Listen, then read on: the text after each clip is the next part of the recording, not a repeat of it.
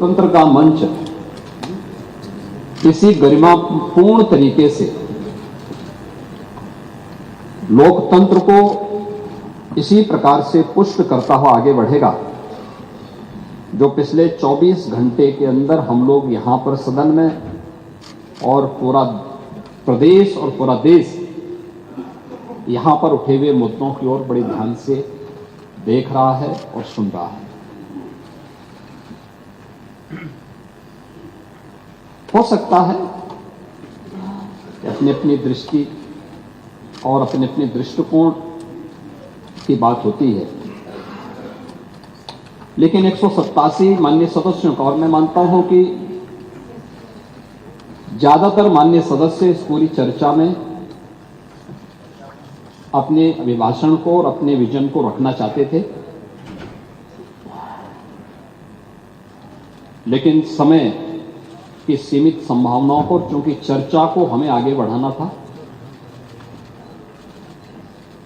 अभी हमें इससे संबंधित जो व्यापक रणनीति आगे बनानी है और समाज से जुड़े हुए सभी स्टेक होल्डर्स के पास हम जाएंगे, उन सब से चर्चा करने के बाद एक विस्तृत चर्चा के लिए और अलग अलग सेक्टर वाइज जिन मुद्दों पर आज हम चर्चा करने जा रहे हैं, इसको लेकर के फिर हम लोग फिर सदन में आना चाहेंगे कि वास्तव में ये कल्पना से परे है कि सदस्य रुचि लें और इस महत्वपूर्ण चर्चा में भाग लें, लेकिन ये उन लोगों की आंखों को खोलने वाला है जो विधायिका पर और सदस्यों के आचरण पर उंगली उठाते हैं कि नहीं, प्रदेश के लिए या देश के लिए जब भी आवश्यकता पड़ेगी हम सभी अपना योगदान देंगे। इस चर्चा ने पिछले 24 घंटे के अंदर ये साबित किया है, इसलिए मैं भाग लेने वाले और इसमें श्रोता के रूप में भी बने हुए सभी मान्य सदस्यों का और विशेष रूप से नेता विरोधी दल का हृदय से धन्यवाद करता हूं। महोदय, उत्तर प्रदेश की जब हम बात करते हैं, उत्तर प्रदेश केवल देश की एक सबसे बड़ी आबादी का राज्य ही नहीं है, यह भारत की आध्यात्मिक और सांस्कृतिक विरासत का प्रतिनिधित्व करने वाली देश की एक प्रकार की ऊर्जा का केंद्र बिंदु भी है। भारत की ऊर्जा का केंद्र बिंदु है जो भारत की आध्यात्मिक और सांस्कृतिक नेतृत्व को अपने यहां से प्राचीन काल से देता रहा है। और इसीलिए जब ग्लोबल इन्वेस्टर समिट में यहां लखनऊ में 2023 में उसके उद्घाटन समारोह को संबोधित करते हुए आदरणीय प्रधानमंत्री जी ने जो बातें यहां पर कही थी, उन्होंने इस बात को कहा था कि आज उत्तर प्रदेश एक आशा है, एक उम्मीद बन चुका है। भारत अगर आज दुनिया के लिए एक ब्राइट स्पॉट है तो यूपी भारत की ग्रोथ को ड्राइव करने वाला एक अहम नेतृत्व भी दे रहा है। ये आदरणीय प्रधानमंत्री जी के विचार थे जो उत्तर प्रदेश ने इस दौरान अपनी एक व्यापक कार्य योजना को लेकर के अपने कार्यक्रमों को आगे बढ़ाने का काम किया। और ये हम सबका सौभाग्य है कि देश अपनी आजादी के अमृत काल में कल देश का स्वतंत्रता के 78 वर्ष पूरे होने जा रहे हैं। 78 वर्ष की इस यात्रा के आत्मावलोकन का एक अवसर पूरे देशवासियों को कल प्राप्त होगा। पूरा देश की आजादी के अमृत महोत्सव वर्ष में देश की भावनाओं के साथ, देश के नेतृत्व की भावनाओं के साथ जुड़ा था। और उस समय आदरणीय प्रधानमंत्री जी ने देशवासियों के सामने कुछ संकल्प लिए थे। जो संकल्प थे उन संकल्पों में जो महत्वपूर्ण संकल्प था 2047 तक भारत को एक विकसित भारत के रूप में स्थापित करना। हम सब इस बात को जानते हैं कि भारत विकसित तब बनेगा जब सभी राज्य इस दिशा में अपनी अपनी भूमिका का निर्वहन करेंगे और अपनी भूमिका के इस निर्वहन करने की दृष्टि से पिछले 24 घंटे से अधिक समय से इस माननीय सदन में इस चर्चा का होना ये विकसित भारत की उन संकल्पनाओं को ही आगे बढ़ाने का विजन है। दृष्टि जितनी जितनी होगी वह उतना ही बोलेगा और उन स्थितियों में जब यहां पर हम चर्चा करेंगे तो मैं माननीय सदस्यों के द्वारा जो मुद्दे उठाए गए थे उन मुद्दों पर भी बोलने का प्रयास करूंगा। लेकिन मुख्य रूप से अगर हम देखेंगे यहां पे जो चर्चा हुई मुझे बहुत अच्छा लगा, क्योंकि मैं कई अवसर पर इस पूरी 24 घंटे की चर्चा का हिस्सा बना रहा हूं और मैंने इस बात को देखा है कि सभी माननीय सदस्य और सत्ता पक्ष के हों, विपक्ष के हों या अन्य जो भी माननीय सदस्य थे, सभी लोगों ने इस पूरी चर्चा में रुचि ली। कुछ सदस्यों ने रात भर जग करके भी इस चर्चा को और गंभीरता प्रदान की और इस पूरी चर्चा का भाग लेकर के इस पूरी चर्चा की ओर देश का ध्यान भी आकर्षित किया है। भारत विकसित होगा, क्या उत्तर प्रदेश को इस विकसित भारत में अपना योगदान नहीं देना चाहिए? क्या उत्तर प्रदेश विकसित नहीं होना चाहिए? देश की प्रति व्यक्ति आय अधिक हो, क्या उत्तर प्रदेश की प्रति व्यक्ति आय अधिक नहीं होनी चाहिए? देश में खुशहाली हो तो देश की सबसे बड़ी आबादी का नागरिक क्या उस खुशहाली का हिस्सा नहीं होना चाहिए? और इस दृष्टि से इस पूरे कार्यक्रम को हम लोगों ने दो भागों में बांटने का प्रयास किया है। एक 1947 से 2017 तक क्या हुआ, इन 75 वर्षों में, इन 70 वर्षों में हम लोगों ने क्या अचीव किए, और 2017 के बाद आज की जो यात्रा है अगले 30 वर्ष की, क्योंकि 1947 से लेकर 2047 तक की ये 100 वर्षों की जो यात्रा है, इन 100 वर्षों की इस यात्रा में हमने क्या खोया, क्या पाया है, इसका दृश्यावलोकन करने, उसका आत्मावलोकन करने का ये सबसे उचित समय है जो प्रधानमंत्री जी ने विजन डॉक्यूमेंट के रूप में देश के सामने प्रस्तुत किया था। और उसी विजन डॉक्यूमेंट से अनुप्रेरित होकर के उत्तर प्रदेश आज इस विजन डॉक्यूमेंट की प्रारंभिक चर्चाओं को अपने यहां आगे बढ़ाने का काम कर रहा है। महोदय, 2017 के पहले मैं यहां पर सबसे पहले जो हमारे नेता प्रतिपक्ष तो काफी बुजुर्ग हैं, अनुभवी हैं,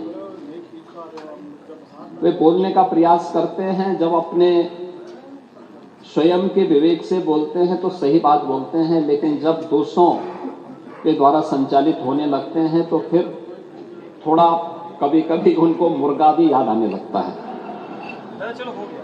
लेकिन अन्य और जो भी खाते होंगे, लेकिन आपको अच्छा लगता है, मुझे बहुत अच्छा लगा कि आप कम से कम इसको स्वीकार करते हैं।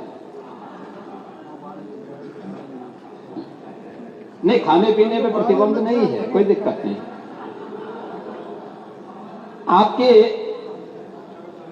आपके विरोधी दल से जुड़े हुए कुछ माननीय सदस्यों के द्वारा भी यहां पे बहुत अच्छी बातें कही जा रही थी और कुछ कही जा रही थी, और मुझे उसी पे एक बात याद आई कि बड़ा हसीन है इनकी जवान का जादू, लगा के आग बहारों की बात करते हैं। जिन्होंने रात में चुन चुन करके बस्तियां लूटी, वही नसीबों के मारों की बात करते हैं। मैं बात सुन रहा था, आपके सभी मान्य सदस्यों की बात कर रहा था मैं, और मुझे लगा कि खन्ना जी संभवतः ना बोलें क्योंकि वे भी रात भर जगे हैं, तो मैं ही इसका जवाब आपको दे दूं। इन परिणाम क्यों नहीं देंगे खन्ना जी? आप खन्ना जी से इतना अविश्वास मत करिए। आपकी नाराजगी खन्ना जी के लिए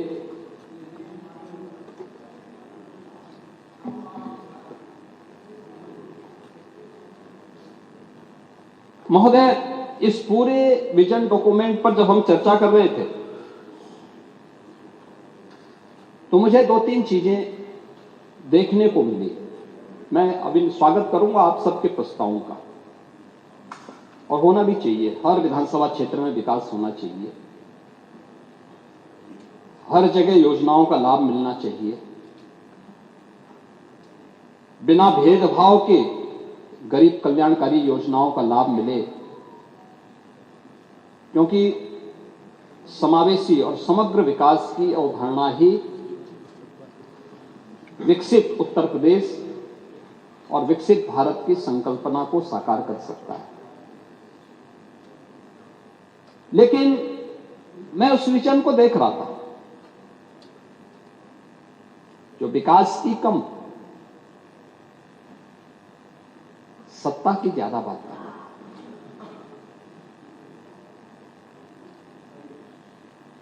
जो अपने स्वयं की बात कर रहा था।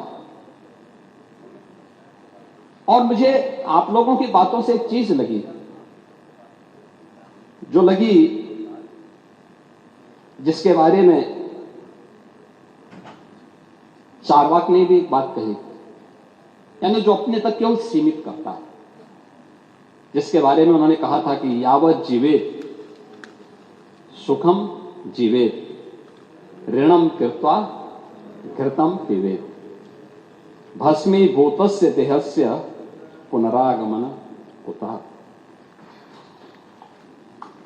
और ये स्थिति आप लोगों की है,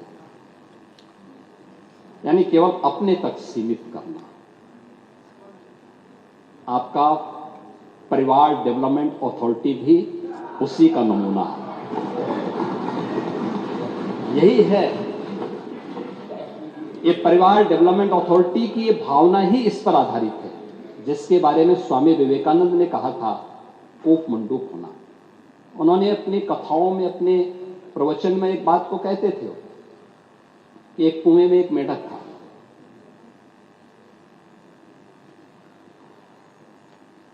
कुएं में पड़ा था, वहीं पैदा हुआ था, उसने दुनिया नहीं देखी थी। तो एक दिन बाहर का एक मेढक दुर्भाग्य से वहां आ गया।